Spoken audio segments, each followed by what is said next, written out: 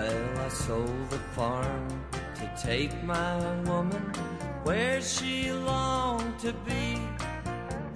We left our kin and all our friends back there in Tennessee.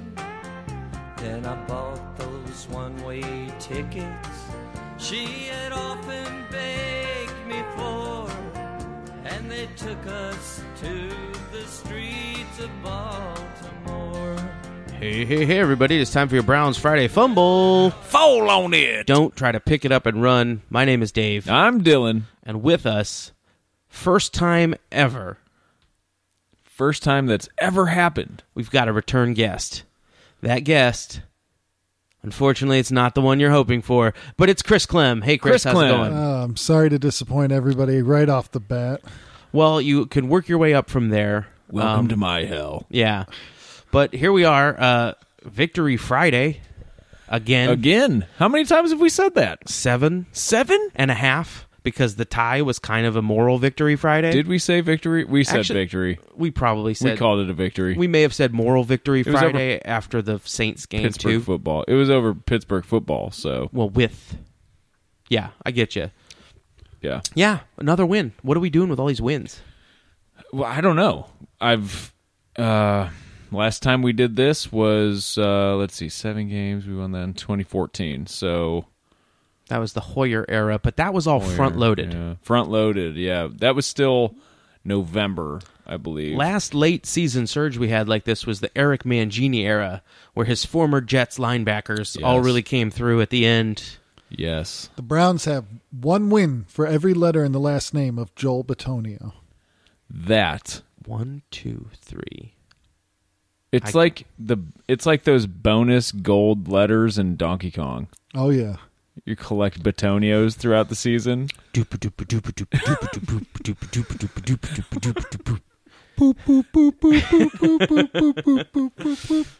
Now you got to chime in and go. Yeah, what's your part? Well, you don't steal his part. Stop. All right, 7 wins. I remember a lot of people, if you bet the over, you're making a lot of money, or some money. Well, I mean, we had them pegged at 14 and more. Yeah, we had 14-2 as our preseason prediction. 15-1, and I didn't even predict. But that means we're batting 500. The regular season? Because we got 50% of those calls right. That means we're batting 500. That's we true. Still got one game to go. That's true. And I'll tell you what, if you're batting 500 in a major league team... You're the MVP. You are the ever. MVP. They're going to call you the best player ever. They're going to say, this is the best season that's ever happened. Canonized. Yeah. You'll be shot out of a cannon. So it was another Bengal beatdown, as we predicted. As predicted. Yep. We had it a little more slanted in our favor. Well, and it was a tale of two halves. It was. So if you want to combine the two first halves of the two Bengals games, yes, we win 36-0. More than that. No, it was 36-0. No, it was 20-0 and then 16-0. That's 36. See what I did there? It's a little mystery math. You're a math. It's 36. Yeah. Yes. I told you that. Just under 40. You are correct. I stand corrected. Anyway, Battle of Ohio. Battle of Ohio. Which we predicted when we said 50-0. Yeah. So it's right there. Again, we remain undefeated at 500. Yep. So, yeah, big win. Dylan, did you enjoy watching the game? Did you watch it on Sunday? I did. I had family in town. I had it felt, I've never felt more Christmas cheer on a Sunday in December than I did watching that game. It was enjoyable. I was tempted. You and I were both tempted to go to the game. Yes. And, as were everyone. About 65,000 other people. Everyone who came home for Christmas. Well, somebody I thought was a friend said there was no way he could go to the game because he was injured. And then he retweeted the Browns trying to give away tickets to the game. Yeah, I've never been so hurt. Well, I'll tell you one thing. What would have been hurt is my wallet if I would have tried to buy tickets to this game. Ooh, buddy. Because I am used to $5 December Browns tickets, right? Well, I saw were Bitcoin offers. I saw some offers that, they used to be on Craigslist of what you could do. to get these tickets. That's Mr. Craigslist. That's Mr. Craigslist of things you could do around his house. Yep. Mow his lawn, clean his gutters. He Yep. would give you his tickets. Yes. I saw some that were asking for multiple Beechwood coupons from the Ohio State helmets. Oh, yeah. Oh, man, those Trade are those in priceless. for some Yeah. You got to tickets. do Yeah. good plays. Yeah. You don't get it. I mean, that's blocking a Penn State punt, or Yep. that's recovering a Rutgers fumble. How does Yeah. a regular guy like me even get those? I don't know. I really don't know. I think they have the dispensaries are popping up. I think that's what they're doing. I think they allotted. They passed some. Do you have to have your doctor say that you need the Beach Nut coupons? Yeah. So if I go to the doctor, he'll write me a note that says I have a glaucoma or something. okay, and then they'll give me beech nut coupons. Glaucoma. Yep. Glaucoma. Because you block Oklahoma punts. Yep. Ooh. You believe that? Somebody's getting an That's extra real. corned beef sandwich at my big O State party. That's real good. Yes. That's real good. Rutgers Rubens, baby. Rutgers Rubens. Anyway, big win. I watched it at home. Big Bengals win. Yeah. Big Browns win. Big Browns win over the bad Bengal whiners. Beating Yep. the Bengal wussies. Bad Bengals Weekly should be the name of their radio You got show. that right. There, you could say they're bad Bengal weaklings. That is true. That is another way to use the word weak. Dylan? Yes. What did you think Big about Browns weakness. What did you think, Dylan, of Baker Mayfield's play in this game and the controversial taunt of Hugh Jackman on the sidelines? So when I think of taunt, First of all, you think Crucial Taunt, the band from Wayne's World. exactly, yes. Party on, dude. They were going to get signed to a big record deal that was based mostly on cover songs that Right. they did. Ballroom Blitz. Ballroom Blitz was the chief among them. Yeah. Yes. But they did those arcade commercials. They Yeah, did. they They did. did. Which was going to be huge for them. For Noah's Arcade. Noah's Arcade. Now, the second thing I think of when I think of taunt is taught, which is actually a different word altogether. Now, you referring to taught as in I taught you a lesson, or look at that guy's abs, look at Craig's abs, they are taught. They are taught, yes, the latter, and specifically with Craig. Now, taunting in this case, however, is meant to get a reaction. I think it's based on what you're trying to do is Much like the abs. yes, is get an emotional reaction from your targeted person, and in this case was former NFL coach Hugh Jackson. I thought it was great that he referenced his famous role as the Wolverine and he just pretended to claw all the way down the field. He did. Yes, it was very good. It was a very good attempted taunt. Now, unfortunately, I think that Hugh Jackson may be, and I've only heard of these type of people in legend, but I think he might be an untauntable person. That's bold. And what I mean by that is that if it's never Hugh's fault, if any action that he takes is never his fault, right, then he cannot, therefore, be taunted into action, if that makes sense. Does he have some sort of psychic armor? I think he must. He absolutely must. That cerebellum, I believe that maybe that's like a Professor Xavier type helmet. Yeah. Yeah. So anyway, here's what Well, the long form here. the other thing about, much like the taunt that Baker did with the Wolverine role, he also was beating himself to represent Kevin Jones, the inmate at Blackstream Prison, from the famous Hugh Jackman role, Corelli, the TV series from 1995. So Yes, that's the other yes. one. It was a deep cut. Baker was not that old when it came out. In fact, he may have not been born. He may not have been born. And I can't believe he really earned the nickname of the Greatest Showman with that one. Yes, Baker was born in 1995.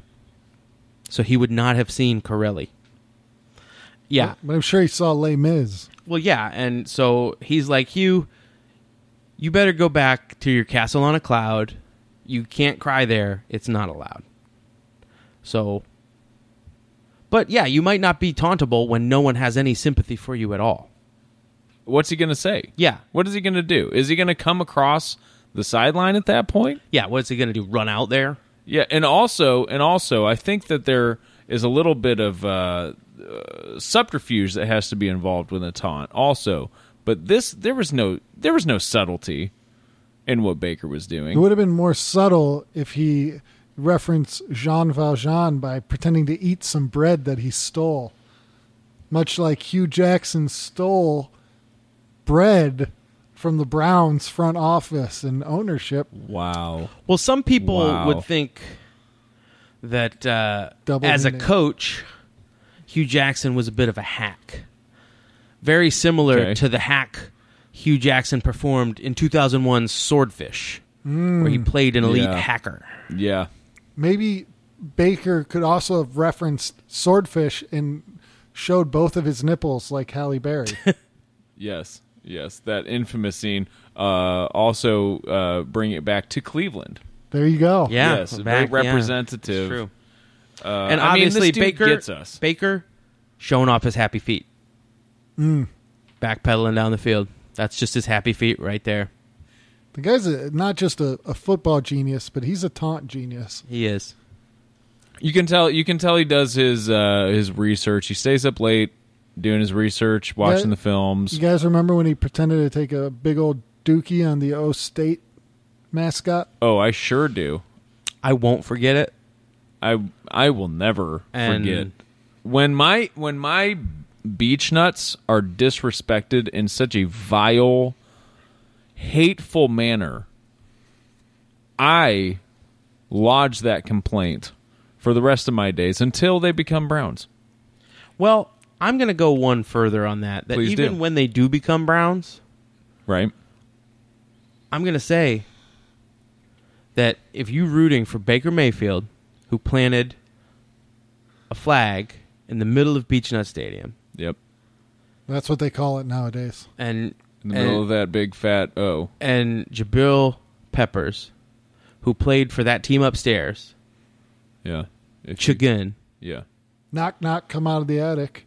Yeah. Mm-hmm. So he plays up there in Chagin. Yeah. And all of a sudden, he's on the Browns. Guess what? I need you to turn in your Beechnut fan card. Yeah. Okay? Immediately. Because the Beechnuts are what's most important here in Cleveland. Well, we're going to strike you from the registry. Yeah. These colors don't run. They don't. They don't. Maroon They don't. and silver till I die. Yeah. And so Beechnuts first. That's what I'm going to say. I'm Beechnut first. It's what I'm going to take a poll, an informal poll. There's 3 of us here. If you think the Beechnuts are the number 1 team in Cleveland, raise your hand. Yeah, that's unanimous. 100% of people. So, yeah. Number 1 team in Cleveland. And Cleveland sports is what matters the most. So that's why when I think about Cleveland sports, I think about the Beechnuts and Columbus. Yeah. Yep. Exactly. Yep. It is the capital of the state, which I do believe the Browns now own after winning the Battle of Ohio. That's true. We do own the state. We do own it. We by rights. Yeah.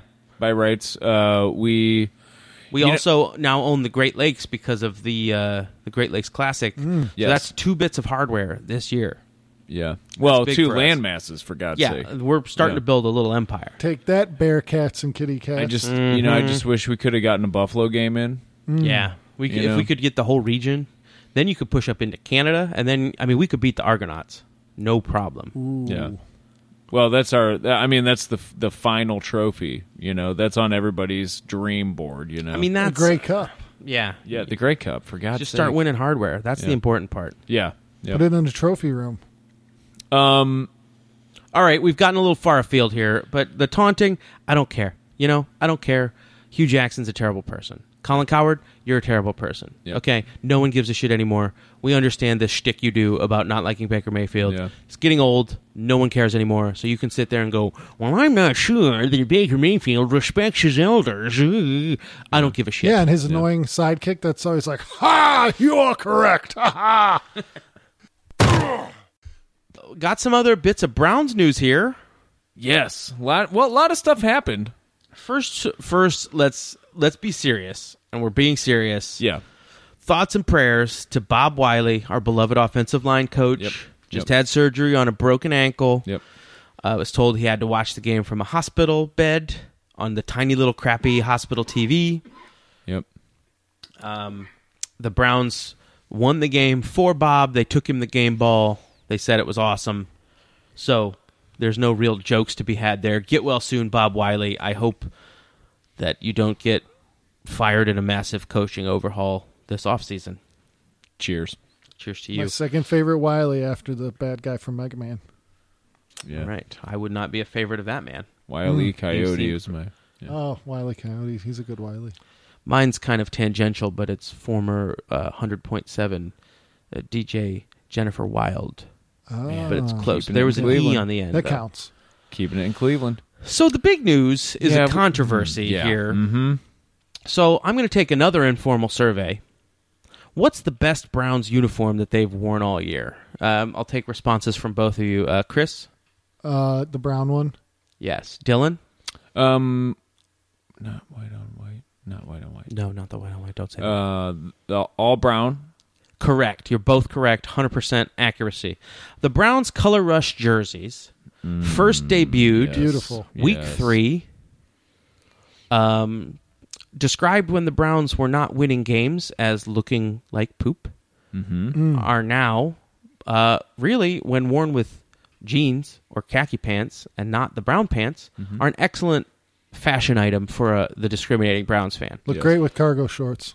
Yes. Perfect. Which I will compliment never to the stop wearing. cargos. Well, they're snack pockets. I got stuff I to carry. I got snacks. Okay. I got gummy bears. Oh, fork those over. All right. So the thing with The these green ones are jerseys, strawberry. Whoa. not only do they look great,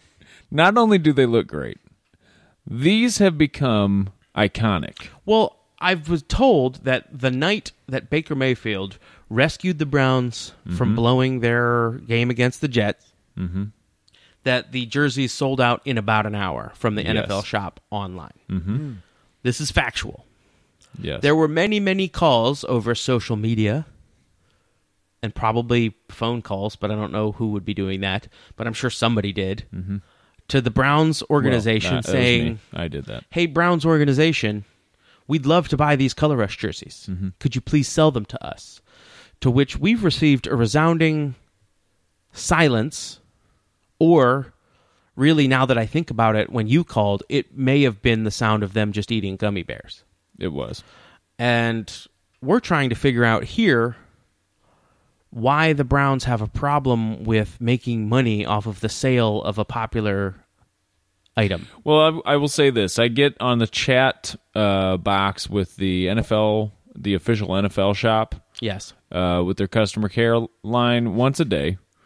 And what I attempt to do is keep them active as long as possible until I drop the Color Rush question on them, because every single time they disconnect immediately. Right.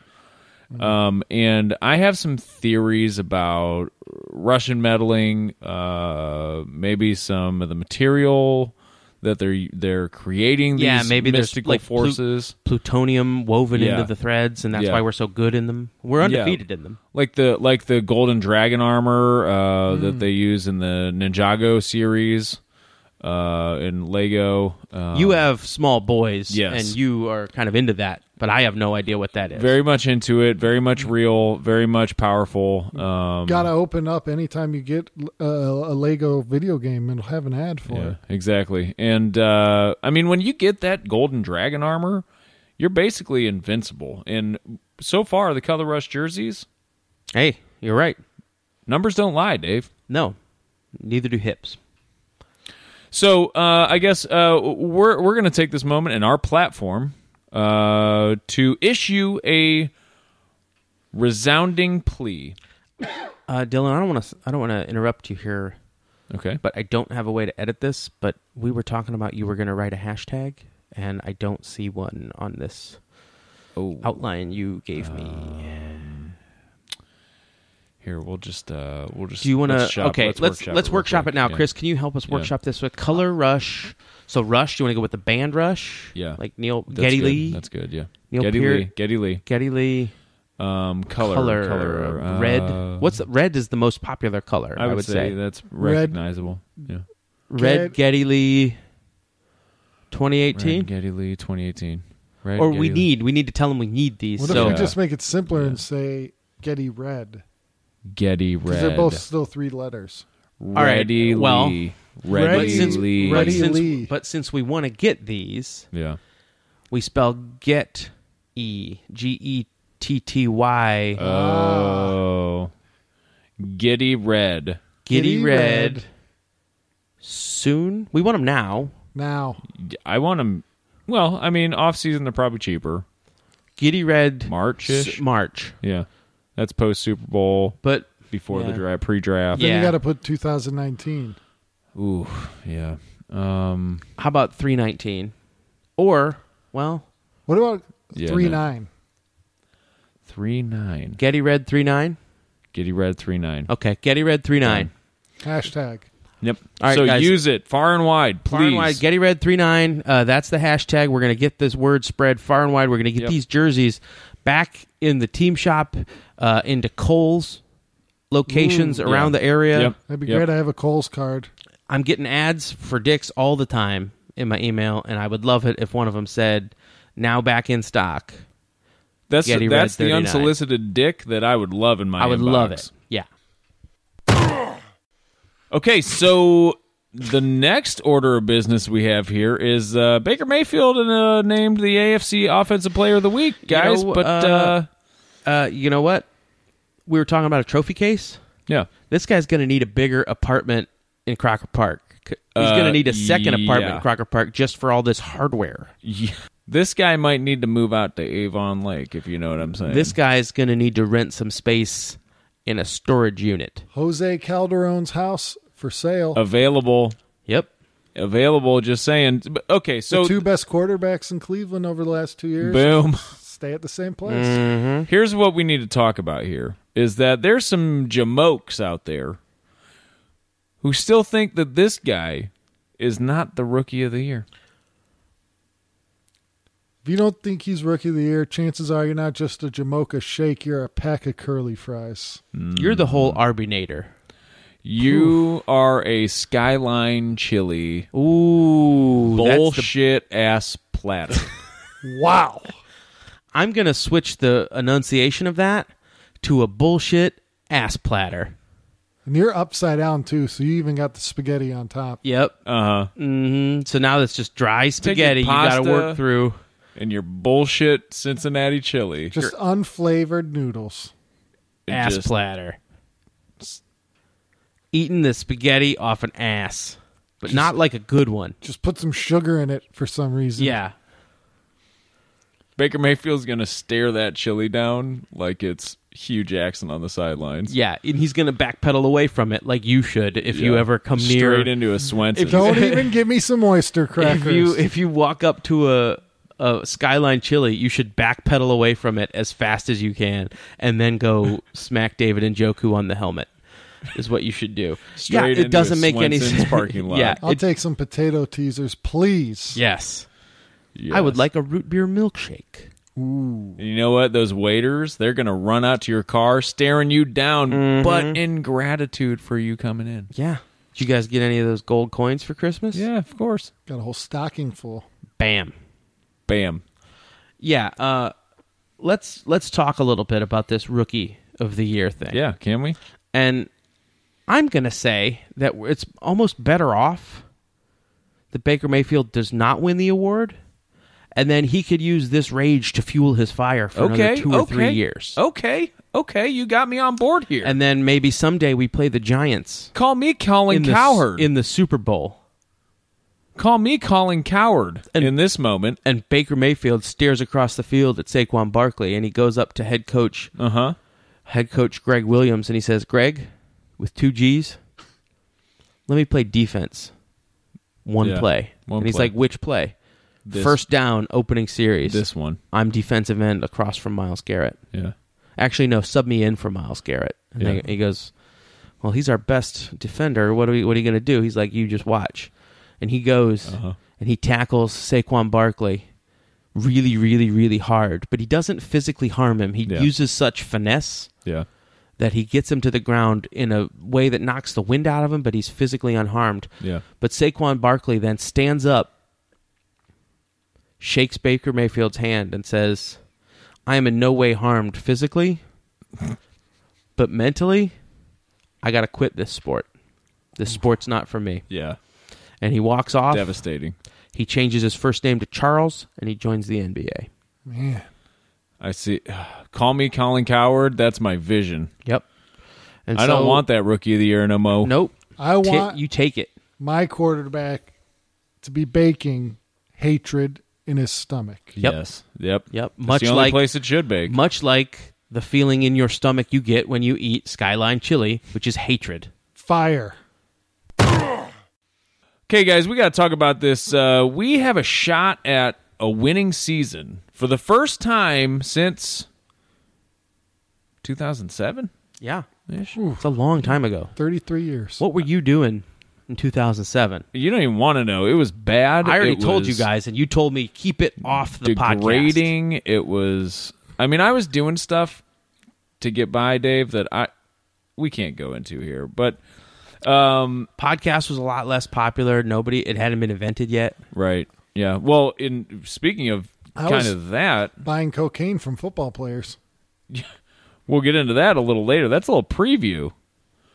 I just checked it out. Podcasts had not been invented yet in 2007. Well, yeah, because they were still making iPhones back then. Yeah.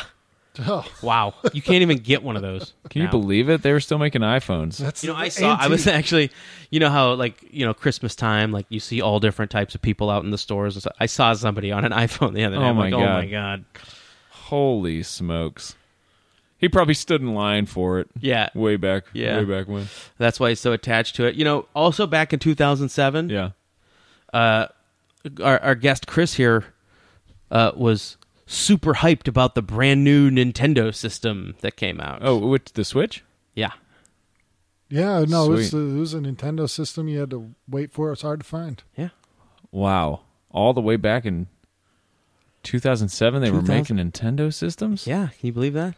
Jesus. I think it went Nintendo, Super Nintendo, Mega Nintendo, Ultra Nintendo, Nintendo 120, and then this one. Yeah. Mm. I had the 120, but I haven't had one since. Wow. Moved on.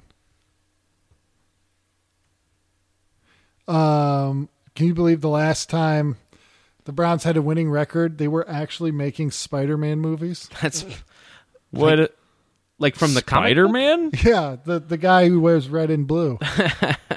Not Superman, though. He has the spider webs on. Okay. Hold on a second. You're telling me Peter Parkman? Adults in the film industry in Hollywood? Was it a cartoon? No, it had because I saw the new one had a cartoon, and I'm like, all right, that's for kids. Yeah, of course. No, they were making them. They're making them all the time. Oh man, Peter Venkman. Superheroes. Jesus. Yeah, it was big. You know what, Dylan? I'm glad you brought that up because Jesus is my superhero. Yeah. And my co-pilot. And Baker Mayfield. Our quarterback and savior. Well, he's my reason for the season. I'm talking about Football Baker season, Mayfield. yeah. Maroon 5 was a band, and they were making music way back when. Do you know that? Yeah, Maroon 5. You mean... in 2007. You should do that again and say that they bought it because if we don't set up the joke that people bought music, it doesn't work. It's just kind of a red herring. Yeah. Way back in 2007, guys, Maroon 5 was still making music that people bought. Also in 2007, people bought music. Oh, my God. Yeah. So you mean back then if I wanted to listen to Moves Like Jagger, I had to pay for it? Mm-hmm. It was a 99-cent download. Whoa. Yeah. I mean, that was like right after Napster was like just shut down. Kind of LimeWire days, yeah. Kazaa. Yeah, I had that one too. Yeah. Pirate Bay. Man, my computer was filled with a bunch of garbage from that. Yeah.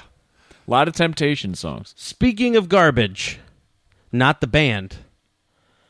The Cavs, fresh out of a finals appearance back in 2007. Oh, my God, you're right. We went to the finals. Wow. Ira Newble, member of that team. Also Eric Snow. Gosh. Yeah, Eric Larry Snow. Hughes, Larry starting Hughes. point guard Larry Hughes. Yeah. Sasha Pavlovich. I'm a Booby big Gibson. Pavlovich man, yeah. Booby I think Gibson. if he got a shot nowadays, he'd be even better. Yeah. He was young. Oh, jeez. He's probably still pretty young. You know, He can move. he was a Serbian, and I used to play with him. Really? Mm-hmm. Yeah. Good movies. Janko still hadn't made a comeback in 2007. Still waiting on that one. Yeah. Big jeans Yeah. for big people. Or small people. The Any biggest size you want. They don't discriminate. It's about the size of your black biggest heart. jeans. Yeah. And the last thing that we remember about 2007, we racked our brains on this one. Browns had a hot rookie quarterback for the ladies. Yeah. Real ESPN.com clickbaiter. Yep. All right, guys. Well, it's time for the Browns Friday Fumble Pizza Hut playoff spoiler. Brought to you by the biggest pizza spoiler of them all, the Noid. Chris, are you going to avoid the Noid this holiday season? Every time I order my pizza, I want it in 30 minutes or less, so you better avoid that Noid, and I will. He's got a jackhammer.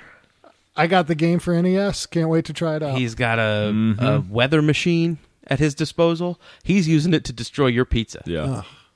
30 minutes or less, or my money back. Your money back in full. So the Browns have an opportunity. That was a rule the Ninja Turtles exploited at the very beginning of Oh my gosh! TMNT. Yes, of course they did The every movie. time. It was a great way to paint them as anti-heroes. But it was also very disingenuous by them because there was no address. No, it was address. a hole in the ground. I don't know why they kept taking the order. And when you think about it from the perspective of now, that pizza driver was not making a lot of money. No. He very clearly said that it comes out of his pay. Yeah. Well, but then he almost joined the Foot Clan. That's true. But, I mean, how many times do you have to deliver pizza to the sewers before you join the Foot Clan? I'd say that is once. true. That is true. One time to the It took him about sewers. 4 or 5 times, what we're led to believe. Yeah. One time to the sewers. A shredder, are you there? I'm coming over. Yeah. Looks Hey, like, you up? hey, Shredder, you got some skateboarding I can do? Shredder, how do you feel about competitive wages? Count me in. Hey, if we do some criminal activity where we take these stolen goods and sell them, and I don't deliver them on time, does that come out of my end? No? Then I'm in. All the menthol cigarettes I can smoke? Mm-hmm. Guys, I feel like we might have just spoiled something. Well, yes, right and there. as you know, the Browns have the opportunity to spoil the playoff prognostication of the purple. Hold on a second. Pause right there. Let me ask a hypothetical to you two. If you could name 2 teams across the entire National Football League that you would want to spoil their playoff dreams and hopes, who would those 2 teams be? Baltimore Ravens, Arizona Cardinals. Tennessee Titans and Baltimore Ravens. So Baltimore Ravens. Well, what about you? You need to answer the question. Oh, me. Well, I'm not a big football guy, so. All right, fine. Anyway, we've agreed on it. Baltimore Ravens is the Venn diagram between Chris and I. Baltimore Ravens, squarely, there's a purple center section. And it's got a weird black beak. Beak. And that... The beak's beating under the floorboards. Spoiler alert. Speaking of spoilers, the Browns are going to spoil the Ravens playoffs. Yep. And we decided, let's go back through the years of cinema. We just had Hugh Jackman as a coach. We love movies here. Yep. If we had to pick a second podcast topic, it would be cinema. You didn't mention, though, Shredder drives away in a truck at the end of the movie. That's the one right spoiler. there. That's true. Yep. It's That's a Ford true. F-150. That's true. Official truck of the NFL. So it ties it all in. So we decided we were going to go through spoiler alert. Yep. Some spoilers in some of the biggest movies over the past, Well, since I don't know, the beginning of the silver screen, 100 Dave. years. The Yeah. only silver screens I watch are built Ford tough. Yep. So I'm going to take the first one here. Empire Strikes Back. One of the classics. Oh, love that One of movie. the classic twists. The spoiler for that one, do y'all want to take a stab at it, or should I just jump in there? Well, you're the Star Wars fan. Yeah, I am kind of the Star Wars fan. Hashtag Star Wars. So at the end of Empire Strikes Back, it really, I mean, it shocked the world and sort of, I'd say it actually formed the genre itself of twist endings. When we found out that Han Solo was Luke's dad. Whoa. I was flabbergasted by that. Yeah. I had to wait 3 years to find out the answer. If maybe Han Solo was not telling the truth. He was a scoundrel. Right. He was a scoundrel. But he was. Yeah. And later he would go on to found a school where he would teach others to be a scoundrel. Oh, yeah. That's a great one. It's probably my favorite Star Wars prequel, School for Scoundrels. All right. The next one. The next one is this me or you? Well, the movie is The Sixth Sense, and you are definitely the M. Night Shyamalan fan in this room. Lady in the Water, best movie I've seen in my life. Yeah, oh yeah, classic. Well, the classic spoiler in this one, at the end of the movie, you find out Bruce Willis's character is actually John McClane from Die Hard. Which is a Christmas movie. Yeah, so this is actually my family's favorite Christmas movie. Every year we get together and we watch The Sixth Sense, and we watch Die Hard, and then well, it's really a prequel to A Christmas Story with the ghosts and stuff. And now if you think about it, if you don't remember and you only see it if you have the subtitles on, next time you watch Die Hard, Hans Gruber says to Bruce Willis, "You'll shoot your eye out." Yeah, I forgot he's the grown-up Ralphie. He's the Grinch. Yeah. He's the Christmas Grinch. And another spoiler for all you Oz maniacs, Haley Joe is now on It's Always Sunshine in Philadelphia as Mick. Yeah, he plays Mick. Yep. He plays Mick. He's great. He's so good. He's great. Just the stuff that he does with his body. It's nuts. Yeah, it's nuts. And I think that was the kid that ate the chocolate in Forrest Gump. Can you believe it? I can't.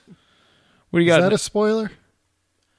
No, because a lot of people eat the chocolate. Yeah. Oh, okay. There's too many chocolate eaters in that movie for spoils. In the script, it says you never know who's going to eat the chocolate. The And only I'm not thing sure does chocolate spoil? It's the only thing it spoils is your appetite for dinner.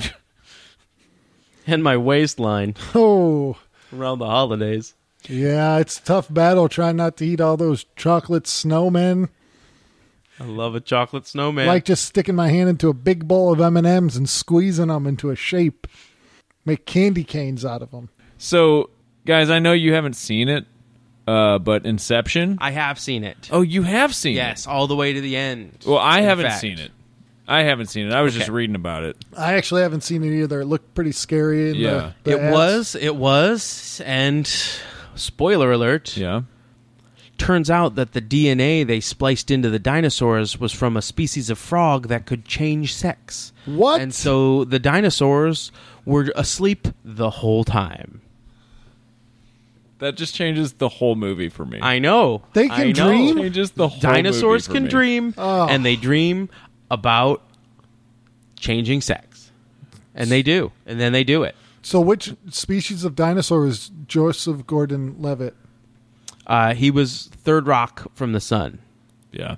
Oh, that's a terrifying creature. It is. Dylan, Yeah. you've got little kids Yeah, I do. that are right in the wheelhouse for this next one. Yeah. Yeah. The movie is Aladdin. Right. There's a genie. There's another scoundrel. I don't know if he was taught by Han Solo or not, trying to lie his way into the pants of a princess. Yeah. Well, it kind of takes an indie movie turn at that point, and what happens is everybody stops talking, and it becomes, I guess, a silent film. Yeah, and a train comes at the screen, and you can't hear it, but you sort of... it's very scary. It scared the hell out of me. I was watching it at your house. Now, one of your kids, and I didn't, it's not my place Yeah. to, discipline your kids. No, please go ahead. So while we were watching, yeah, and again, Tabian told me to FO the one time, and so I'm not really going to talk to your kid. I didn't want to talk to you about it. Anyway, Dakota was messing with the remote. Yeah, okay. I'm pretty sure I saw him hit mute. As he's wont to do. So I don't think it actually became a silent film. I think he just muted it. Oh my God. I don't want to. Spoiler alert. Spoiler alert, don't watch movies at Dylan's. You know, that was a meaningful movie, a meaningful film for me.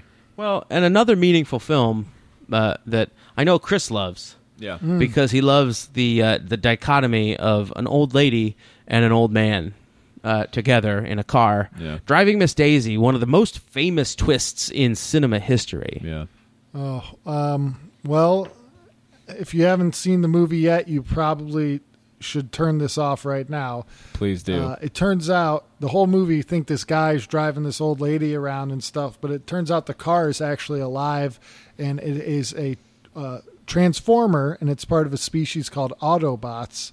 And the movie ends with a huge battle between the Autobots and the Decepticons. And Miss Daisy is torn between the racial prejudice she feels towards other skin colors and the fact that the Autobots are all a multiracial group and the Decepticons are all white. So what an allegory. She has the Allspark, and it's up to her to decide which group to give it to. That was a deep meaning I took from that film. And the double spoiler is she helps the Autobots. She comes over her old ingrained prejudices to help Optimus Prime. Well, you know, it's such an allegory, such a meaningful insight, such a lesson that you can learn from Driving Miss Daisy and the Autobots. But and if you're into old people, they're very attractive. Yeah. I think I've never sweat so much watching a movie.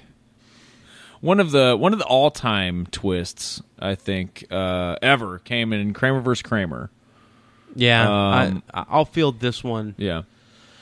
First of all, not Kramer from Seinfeld. You guys. I don't even know if I want to watch now. I really thought it was going to be. Well, but the twist is be. It is George from Seinfeld, and the second twist is he was not streaking; he was wearing a bodysuit. My goodness! And so everyone called him Bodysuit Man. Well. It makes sense. Makes sense. So, is there full frontal or no? Just a kind of a mound area. Yeah. Huh. Old Yeller, classic. Yeah, sad classic. Culturally, just a part of our fabric. I feel in America. Spoiler alert: the dog was taken to the vet, got a couple of shots. And return to full health. Yeah. Spay and neuter your pets. Nothing sad at all. I don't Chris, even know. All these movies are getting ruined for me. I know. I'm sorry, Chris, but this is one I know you've seen. Okay. Dylan and I have not seen it. Mm-hmm. The Usual Suspects, starring now disgraced actor Kevin Spaceman. Oh, yeah. You've seen it. We haven't. Well, the whole movie they're talking about this guy, and it turns out it's actually a thing. It's an HMO called Kaiser Permanente. And so he did have health insurance. Yes. Oh, so it was a billing mistake. My God. It was a billing billing mistake. The coding error. I hate that. You have to watch the coding errors. I mean, it's a profession in itself these days. Yeah, that stuff will get rejected. It's a lot of stuff you got to pay out of pocket. Yeah, too. it gets rejected, and you're like, what the heck? I needed this. It's a full-time job, guys. Yeah. He couldn't even read it right. Well, Dylan, I know that this particular movie not only inspired you, to be a better parent, but also in your kind of geopolitical worldview, the kind of punk anarchist feel of Fight Club. Yeah, a real bohemian cave of. Well, we call it the Church of Tyler Durden around here. Of course. So the big twist, Project Mayhem. Everybody talks about the big twist in Fight Club, and turns out it's just my cousin Vinny. Boy, again, that's why I constantly am telling people that Marissa Tomei is the most talented actor of our generation. It's true. Yep. The way she plays those two guys is unbelievable. Now, Dave, I was watching Draft Day on a flight, actually, and I was tearing up. And after the flight, I texted you and I said, "Dave, this is one of my favorite movies of all time." And I know you had a lot to say about it. It was very meaningful. You went to the premiere. Mm-hmm. You want to discuss spoilers there? Well, we're talking Draft Day, which you didn't. Did you mention the name Draft Day? Oh, I'm sorry, Draft Day. Draft Day. Yes. Draft Day. And this obviously follows a fictional.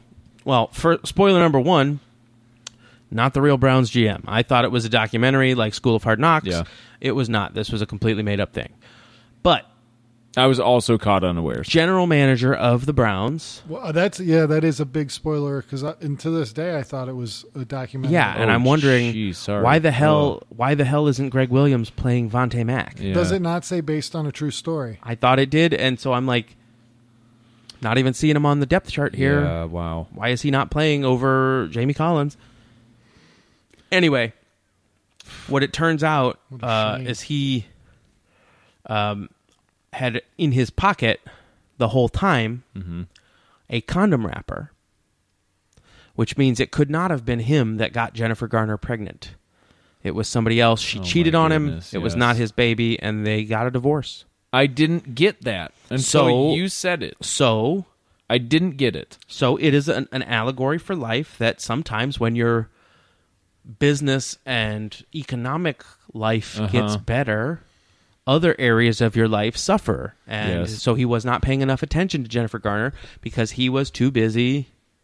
First of all, office romances, they don't work. They don't work. Especially when you're the GM and you're banging the salary cap manager. Yeah. She's always going to give you a little extra leeway. A regular Sashi Brown, John Podesta situation. Exactly. And so you can't get into that with them. Cutting and so that's number one. Social commentary here. Yeah. And so secondly, you're like, well, I'm too busy looking at all these college players and talking to Vontae Mack on the phone. Yeah. I don't have time to meet your needs. And she's like, you know what? I'm going to screw the little intern guy whose first day is the day of the draft for some fucking reason. Yeah. They decided to do that. Why not just have somebody else fill in? But so she screwed him in the closet. Just wait to start him tomorrow. Yeah. Why don't we start him the day after the draft? Anyway, so she screwed him a while back. That's how he got the intern job at all. And then so that's his baby. And he is just a whiny little shit. Well, the whole movie. Dave, this actually segues perfectly into the plot of Mary Poppins. Yeah, because they need childcare now. They need childcare. Mary Poppins was also sleeping with the chimney sweep. Yep. She was getting her chimney swept. Clean out those lines. Who was an unpaid intern. Yeah, unpaid. Which is the twist. Yeah, it is. Spoiler. We just blew it. All right, now it is time to know your foe. The Baltimore Ravens. Whatever the hell they are. Otherwise known on internet subculture as the Ratbirds. Ratbirds. Or the Shitbirds. And usually here on the Friday Fumble, we like to mock people who do those kind of overworn jokes, but it's the Baltimore Ravens. Yeah. So they get F it. Yeah. They get it. You're the Ratbirds, you're the Shitbirds, you're the Baltimore Ravenclaws. The funky foul. Yeah. Yeah. Also, I'd like to note that the Browns are undefeated against animal teams this year. And a raven is an animal. Yep. Also a poem, but also mostly an animal. Spoiler alert, it is beating under the floorboards. We're spoiling everything. But let's take a look at this roster. We kind of mix it up between offense and defense because this team is so loathsome in its nature. Because we just don't care. Yeah, I don't have the effort for you. So, first of all, I had to schedule a urology appointment to get my Michael Crabtree checked out. I hope it's okay. Me too. You can have concert sound in your living room with Bradley Bozeman. Fast casual Chinese, Marshall Yanda Express. Tried the orange chicken. From America's Home Makeover, Ty Montgomery.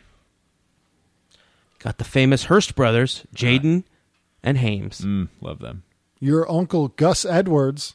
And Muppet Joe Flacco, full Muppet now, who after his full Muppet transition surgery a couple years ago, Joe Flacco has now asked that we respect his decision to be called by his Muppet name, which is Waka Flacco Flame. Weak side linebacker, Patrick Dinosaur. Captain Picard, Patrick Ricard. Martial art, Samuel Judo. Star of HBO's Ballers, Otherwise known as Sports Entourage. T-Sizzle, Terrell Suggsel. Famous New Year's Eve host Chuck Clark. Maroon 5 frontman, coming back around again, Anthony Levine. Also, head coach, one of the two Property brothers, the ugly one, Kenneth Harbaugh.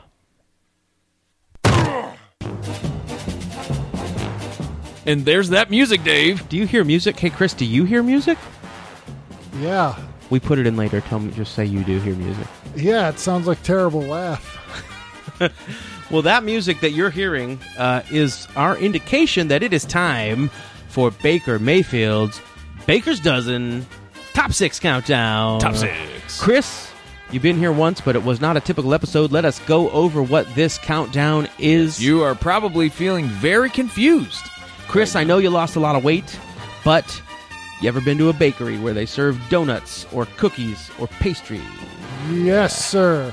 Have you ever ordered 12 pastries at a time? I've ordered a dozen donuts. Yes, sir. Well, have you ever looked in the box and said, hey, this sleep-deprived baker has made a mistake, much like Monopoly, in my favor, and thrown in an extra donut? Yes, sir! That is what is known, sir, as the Baker's Dozen. It is something that has come to American tradition. Not sure where it is in Europe or South America or the Asians. Who cares? But in America, you ask for a dozen donuts, you ask for a dozen cookies, you ask for a dozen pastries, you ask for a dozen Congress tarts, you ask for a dozen thumbprint cookies, baklavas, bear claws, anything. They're throwing in an extra one. It's like Christmas Day. It's like Tyler Durden's dream comes true. Capitalism is dead. An extra donut is in your box. Okay? It's like Christmas Eve, Thanksgiving, and the 4th of July. All rolled into one. Yeah. If you could name 10 more holidays, because it's 13 items. Which is why Flag Day, Arbor Day, St. Patrick's Day, Halloween, Christmas Day itself, New Year's Eve, New Year's Day, St. Valentine's Day, President Day, Martin Luther King Jr. Day, and we could keep going. That's 10. Birthday. My birthday, your birthday, Dave's That's all birthday. of them, baby. That's all of them. 13. We did it. So that's 13 holidays, and that is why we list the top 6 items, because Baker Mayfield's number is 6. Oh. So we are bringing to you the top 6 crimes committed by Baltimore Ravens, all being represented by vaunted Baltimore NFL lawyers Capron, Lewis, and Moore. Yeah, of course. And the anonymity of these crimes has been maintained, even though the players who committed them were all worthless scumbags. Well, we received a direct letter asking us to keep the names concealed. When you get a letter from K, L, and M, you respect it, because they're going to be coming down on you harder than Tyler Durden knocked those buildings down. Now remember, these come directly from the man himself, Baker Mayfield, sent to us over direct message off of one of the social platforms that he uses once a week. And I appreciate the anonymity, because one day I hope to be a member of the same country club as David Modell, and I don't know how I'm going to be able to look him in the eyes after 9 holes. You would not be able to. Yep. You would not be able to. So let's go with these top 6 crimes. Number 6, the average crime, driving under the influence. Yep. We've seen that one before on other NFL rosters. Not unique. Not very unique. Just a regular Sin Soo Choo. Another one, it's only number 5, but grand larceny 301, theft of an NFL franchise. Yes. In the night. Yes. The 301 code tripped me up.